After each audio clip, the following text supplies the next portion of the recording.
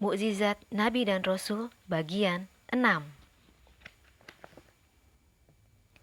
Tanah liat Nabi Isa. Hai teman-teman, aku adalah tanah liat Nabi Isa. Aku pernah berubah menjadi makhluk cantik yang disukai orang. Aku ingin bercerita kepada kalian tentang peristiwa istimewa yang aku alami bersama Tuanku Nabi Isa alaihissalam. Yuk simak ceritanya. Tuanku Nabi Isa lahir dari seorang bunda bernama Maryam.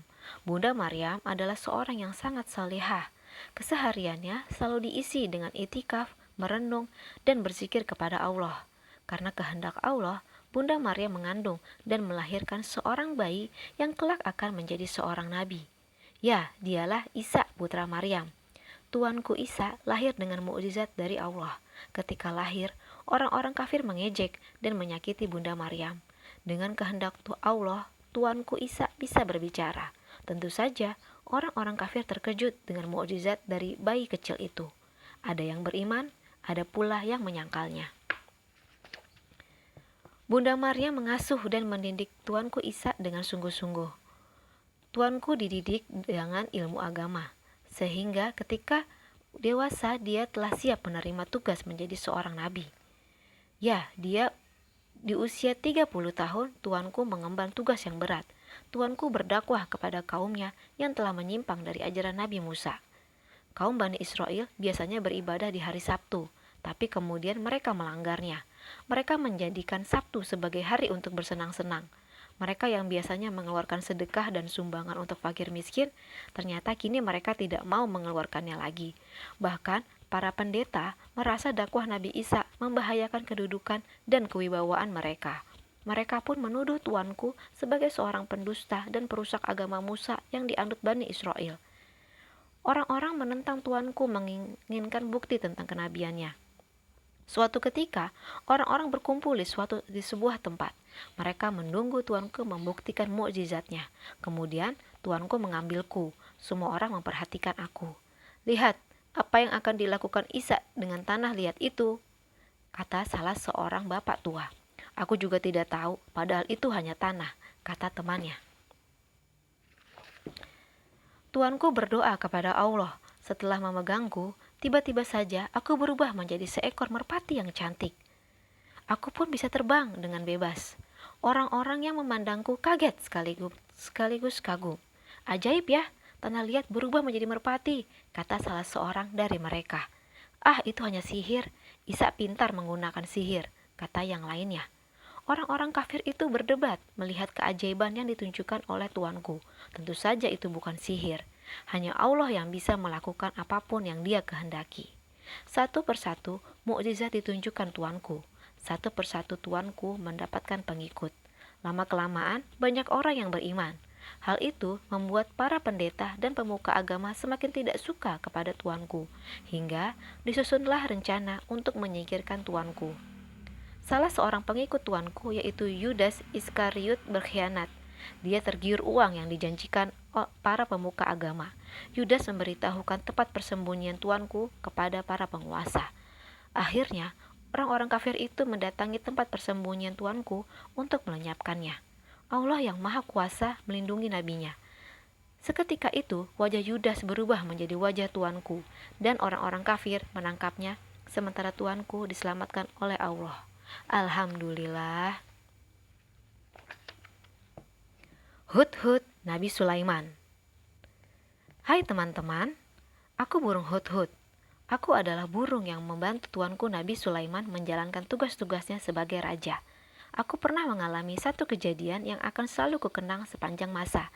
Yuk kita ikuti cerita seruku berikut. Ketika aku sedang beristirahat di sebuah pohon, tiba-tiba temanku datang mengagetkanku. Kapten Hudhud, kamu kemana saja? Nabi Sulaiman mencarimu, kata temanku terengah-engah. Tenang dulu teman, tarik nafas dulu, kataku berusaha tenang. Setelah menarik nafas dan tenang, temanku bercerita. Kemarin Nabi Sulaiman marah karena kamu tidak hadir.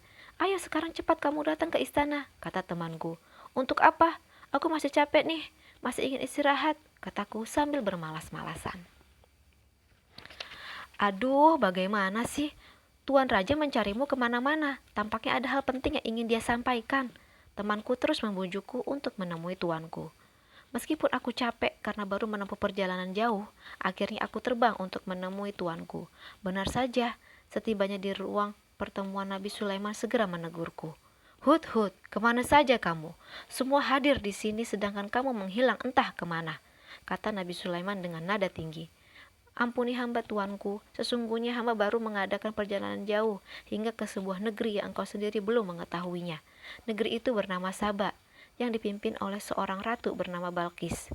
Negeri Saba sangat makmur, namun sayang mereka menyembah matahari, lapor Hudhud. Benarkah ada yang menyembah matahari? Jangan berbohong Hudhud, kata Nabi Sulaiman tidak percaya. Benar yang mulia, hamba melihat sendiri. Hudhud mencoba meyakinkan Nabi Sulaiman. Nabi Sulaiman tertarik mendengar cerita Hudhud. Baru kali ini dia mendengar ada orang yang menyembah matahari. Nabi Sulaiman terlihat sedang berpikir. Baiklah, aku akan mengirim surat untuk sang penguasa di negeri Saba, kata Nabi Sulaiman. Lalu Nabi Sulaiman membuat surat khusus untuk Ratu Balkis. Isinya adalah ajakan bagi negeri Saba untuk menyembah Allah dan masuk Islam. Lalu aku pun ditugaskan untuk mengirim surat penting dari tuanku. Sampaikan surat ini untuk Ratu Balkis, kata Nabi Sulaiman. Setelah berpamitan, aku langsung terbang melesat, menembus awan menuju ke negeri Saba. Hari yang indah, matahari bersinar dengan terik. Awan-awan bergulung membentuk payung-payung yang melindungiku dari teriknya matahari. Tak terasa, aku tiba di negeri Saba. Aku pun langsung menuju ke kerajaan Ratu Balkis. Ku cari-cari sang Ratu Balkis. Ternyata dia sedang duduk di singgasananya. Kemudian, aku terbang rendah dan menjatuhkan surat tepat di pangkuan ratu. Semua orang yang ada di ruangan itu takjub melihatku mengirimkan surat. Setelah menjalankan tugas, aku pun kembali ke kerajaan tuanku. Tiba di kerajaan, aku langsung melapor kepada tuanku. Tuanku Nabi Sulaiman tersenyum senang karena aku berhasil menjalankan tugas. Beberapa hari kemudian, datanglah utusan dari negeri Saba dengan membawa berbagai macam hadiah yang indah dan mahal. Tapi dengan bahasa yang santun, tuanku menolak semua hadiah tersebut.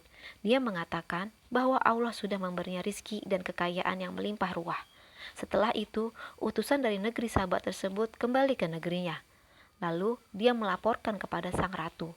Laporan utusan tersebut membuat ratu semakin penasaran. Akhirnya, sang ratu datang ke istana tuanku. Tuanku berbincang dengan sang ratu dan berhasil mengajaknya masuk Islam dan meninggalkan kebiasaan lainnya menyembah matahari. Nah, begitulah ceritaku teman-teman. Seru kan? Alhamdulillah.